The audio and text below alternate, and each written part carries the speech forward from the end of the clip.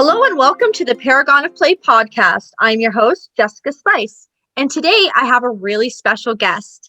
I have Sarah McFaul, an early childhood educator who is currently teaching in full-day kindergarten. She's a university student as well as a mom, and I am lucky to say that this driven and busy young lady is my teaching partner. Welcome to the show, Sarah. Thank you. I'm excited to be here. Thank you. I'm excited to have you. I spend all day with you, and then now I get more time with you. You're fun to be with, so good. Thank you. Okay, so Sarah, today we're going to talk a bit about collaboration in the full-day kindergarten classroom. And so I thought you were the perfect person to have on because you and I have to collaborate in the full-day kindergarten classroom. We make a good team, though. Thank you. I think we hear that a lot, that we make a good team. Yeah. Okay, so the questions that I'm using, I got from our Instagram friends. So I'm going to just go in order of the questions that I have submitted on here, and we'll just kind of talk through them. So the first question is for ECEs and OCTs in the full-day kindergarten classroom. How do you split the workload?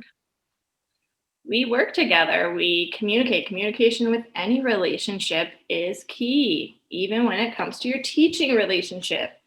When you want to work together with anyone, whether it be any friends or business partners or a spouse, you need to communicate. And that's what's key for us as well. And I've heard it. I'm glad you brought that up because I've heard of co-teaching being compared to marriage quite a bit. It is a relationship where you have to communicate with one another and consistently, touch base and make sure you're kind of at the same place mentally and with what you're doing in order to keep things going well. So I think that's great that you compared it to, it's like a marriage, except it's just you're randomly put together in a room for 9 months straight, 10 months straight. So what I really liked about when we started our school year is you and I just kind of sat down, talked about how we wanted to structure the day, and then we kind of divided things up based on what we like to do, what our strengths are, what we're interested in. How did you find that worked for you? It worked great, especially with being virtual. Communication is being even more key because we need to know how our days are going to be flowing. Even more so because there's going to be technology hiccups, which is also great when we have a teaching partnership or kids flowing in and out right now with a lockdown that we can just bounce off of each other. Yeah, I think having the split is great. What I also love is that because we split everything 50-50 and we decided on that together, that when one of us is teaching, the other one can be tending to other things if we need to be answering parent emails or if we're running the chat box or doing the attendance, or when you have parents saying, sorry, so-and-so has to pee, you can go on quick and respond also to great them. For documentation, which is where this has been great to flow our 50-50 is you were able to document while I'm teaching on the STEM activity. I was able to run the class and you were documenting, especially because we have report cards coming up as we work together too. Yeah, I think it's great that when one of us is kind of running the show and doing the teaching, the other one can be writing things down or taking screenshots, doing what we need to do to get that documentation done. It's great to split it 50-50 because then you both have time to document and reflect and you both have time to kind of be in front of the class and do the teaching. The next question I have is, what are the OCT and ECE job descriptions? How are they the same or different? They're basically the same, except we're not in our contract to have a prep time. It is allocated more so for the teacher, but some principals are willing to work with you. So it can depend on your board as well, what your just job description can be. But no, you're a teaching team, you're working together. Our hours can just be a little varying as well, but no, we're there together, we're teaching together. It's a partnership. So as someone who's been an ECE and on the OCT side of things, I've experienced having each of those job descriptions, and definitely the only real difference was the legal requirement to be the one submitting the report cards. But on both ends of the spectrum, you're still assessing and documenting and teaching. So there's really not that much of a difference. And what I always thought back to when I was an EC is in my job description, I report to the principal, just the same as the OCT does. I don't report to the OCT, I report to my principal, who is my boss, because it is an equal partnership. That's what it is intended to be. The third question I have is, how do you collaborate when you're teaching virtually? This is something I think that throws a lot of people off is, well, if you're not in a room together, how could you possibly be working together in this situation? We spend those few minutes just after, in between our whole group time, going before small group time is, we kind of touch base with each other, we text each other, we will plan separate Zoom times when we need to plan a month out of what we're planning, or send pictures to each other all the time. Like, look what I found, look what we got. This is what's coming on. Oh, I just made a switch in what I'm going to do for math. Oh, this is what I'm doing for literacy. It's no different than when you're in the classroom virtually. You schedule, you communicate. Again, communication is key. Definitely. It's very similar to how, the kids are outside for 20 minutes or the kids are doing something for a short period of time. You have a few minutes to chat together. You'll do that. Maybe at the end of a school day or on a PA day, you'll take time to just plan things in larger chunks. The only difference is that we're using the technology that we have available to us to make that happen, just in a little bit of a different way. I must also say Google Docs are very handy for planning as well. I would say the only thing that comes as a surprise in Jessica's day is what songs I might pick for our movement time, because I've got full control right now of our movement songs. Yeah, because I can't play videos, but I like that it's a surprise. So I never know what songs or exercises it will be. So it's kind of fun. Mm-hmm. You really are the DJ. Yeah, I'm adding that to my resume. Kindergarten, DJ. We do yoga, we do dance, anything that gets the bodies moving, because we don't have a gym teacher in our day. So we got to keep the kids moving still. It's play-based learning, even though we're virtual. For sure. So I guess you're a DJ and you're a fitness instructor. Yes. There we go. Okay. Number 4 is, how should or how can ECEs advocate for partnership in full day kindergarten? This is a tough one. It can be tough because some OCTs have a hard time breaking out of those old ways of thinking that you could just be an assistant. You're not an assistant. You are a teaching team. You need to use your voice, just as you were taught in college to advocate for your field period. We need to advocate that this is what we're here for, that we're a teaching team. Put in your ideas, because I know you have lots of ideas of what you could be doing. You are a professional when it comes to child development, when it comes to documentation. This is how we did our placements when you were in school as well. No, use your voices, come up with ideas, be part of planning time. You're not just an extra hand to wipe down tables. No, our hands are capable of much more than wiping down tables, that's for sure. Something that I had tried out, I forget where I had talked about this previously, but I had a partner who was a little apprehensive. They didn't understand the role of an ECE. But how we kind of started breaking out of that was, I had talked to her about, for 1 week, let's split up the day. She plans half and I plan half. And let's just see how that 1 week goes. If we don't like how it goes, then we will try something different. And we tried that 1 week and it went really well. And the kids are playing and the kids are having fun. And both of us felt relieved that we had kind of a change in the pace of the day that was more comfortable for both of us.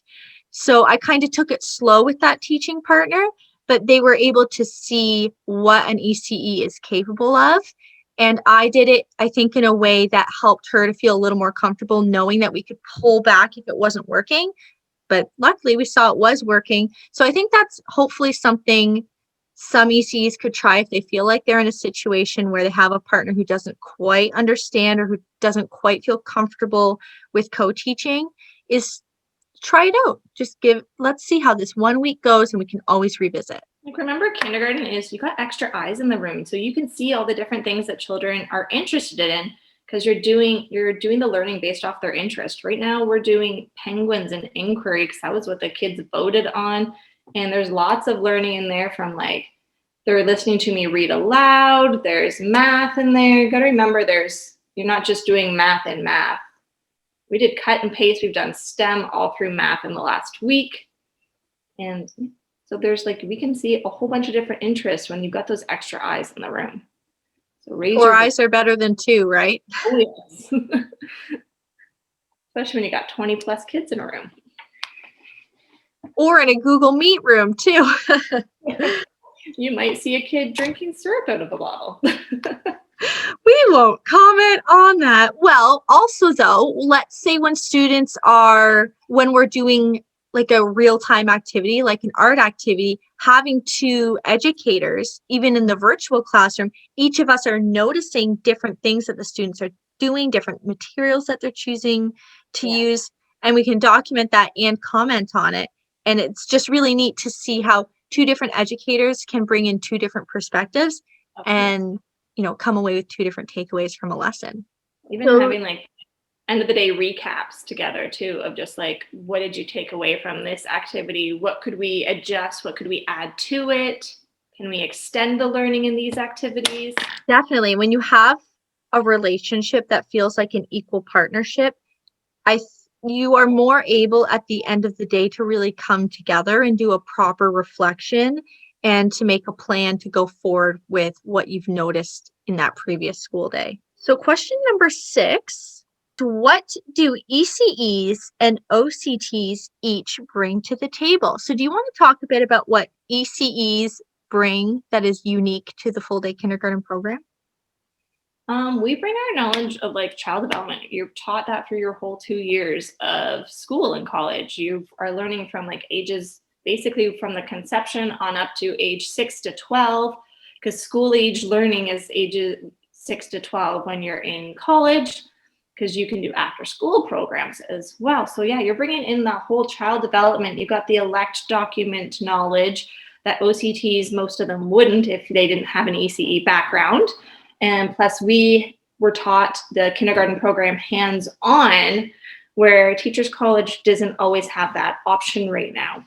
So yeah, we have a lot of like hands-on learning. We've brought in the documentation where we've been able to learn about teaching from child-based interest. So there's lots that we can bring to the table. We're just not an extra set of hands like that some might have that mentality of thinking. We have a lot to bring to the table. For sure. And I'm going to talk about the OCT perspective. However, my bias here is that I have my ECE. I think one thing that stands out to me is during my ECE, there was such a large focus on child-centered programming and play-based programming, whereas I did not have that experience in Teachers College. So I guess kind of the fun thing of having both is comparing the two after the fact. It was definitely related a lot more to reporting, meeting academic needs. There were a few cool courses about outdoor learning, about meeting the needs of at-risk children and their family, and understanding sort of the social and economic issues that those families would face and how you can address them in a school environment. But for the most part, I think a lot of what I use in the school day is my ECE training as opposed to my OCT training, which is kind of interesting to reflect on after spending all that time in school. My favorite was learning child development, but I also had my own child going through the same stages as I was doing my ECE. That's always a fun thing to have, is literally watching your child grow while you're learning about how they're growing. And I'll mention that too, that when you are training for your ECE, your training is from prenatal up to about age 12.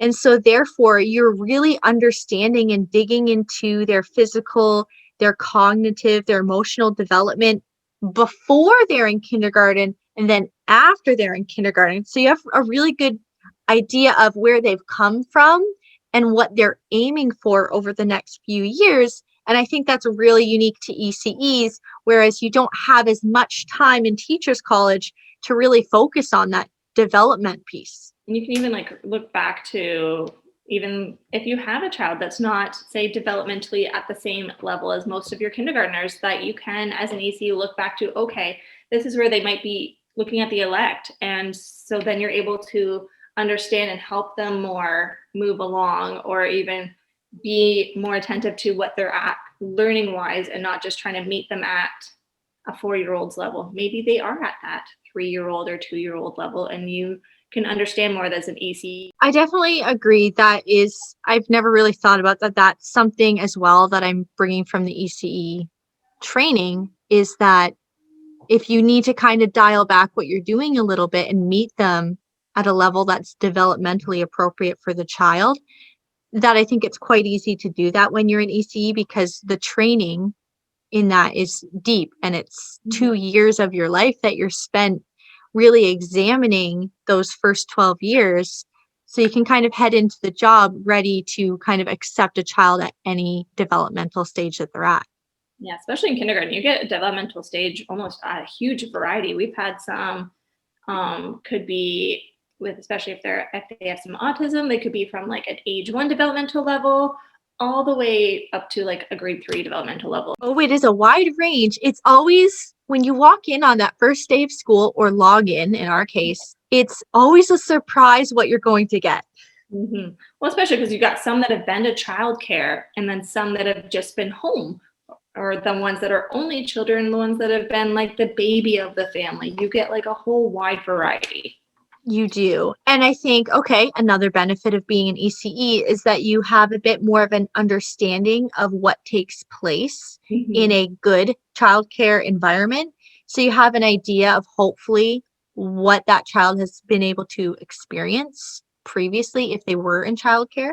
And how to implement routine at the right like developmental level, because some understand routine, especially if they came from a child care center, or if they came from like home that implemented routine, or some that just never did a routine.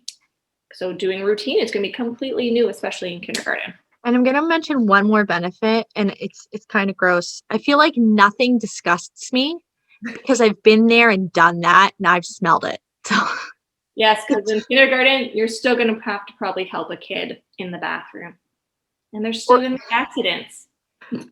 You walk in the room and there's a surprise. The joys of kindergarten. Okay, question number 6. So the last question I have is, how can OCTs advocate for professional treatment of their partners? And I'll kind of touch on this quickly first, Sarah, and then I'll hand it over to you. As an OCT now, having previously been an ECE and knowing how it feels when I'm treated as an assistant or put on the back burner or not really given a second thought. Luckily, it hasn't been that in all cases. Luckily, I've worked with some pretty awesome people and in some pretty awesome environments. Now that I'm an OCT, if I ever hear an ECE not being referred to professionally and appropriately, I speak up. If we want respect to be shown for both partners in the classroom, it really does start with language. And if we speak up about how language is used in FDK and when referring to FDK, we can start to build an environment of respect. So I have no issues speaking up when I don't hear classrooms being referred to appropriately. It starts in the partnership to show the respect to each other, and then for the public to even realize that it's not just a OCT, ECE. You guys are both educators. You're both educating these children and these families. Oh, for sure. The public, hopefully more now, but maybe in the past, did not understand what an ECE was, or even what the acronym stood for. And so I think that as an OCT, if you speak up and you use that partnership-centered language right from the get-go, when you're calling parents at the beginning of the year, introducing your classes belonging to both educators, I think it can really set that in stone right from the beginning with your families and help the public to understand there are two educators and they work together to deliver the program. And that's why language seems like such a small thing, but it's really important. Another thing that I found really helpful for me as an OCT is trying to be involved with organizations that also promote professional treatment of ECEs. So the AECEO is a really awesome organization, and you actually don't have to be an ECE to join. Anyone can join, and anyone can help to promote professional treatment of ECEs, promoting professional pay and professional opportunities for early childhood educators. I think it's important also for OCTs to ensure that their partners are being treated and respected appropriately. If you want the families, you want the public, you want the school colleagues to show that same respect of how your classroom is, then you need to show it together and how you even talk publicly. Instead of just going, my ECE, my teaching partner, my coworker, all sounds a whole lot more respectful, and that you guys do work together. And it's not just someone who could be below you. Exactly. And I think when I consider how I want my students to treat each other, I don't want them to treat each other like there's a hierarchy or like anyone is better than anyone else. When you're modeling an equal partnership to your students, I hope that would inspire them to treat each other that same way. And part of being an ACE or even part of being an educator and a teacher is that we're modeling the behaviors that we want to see.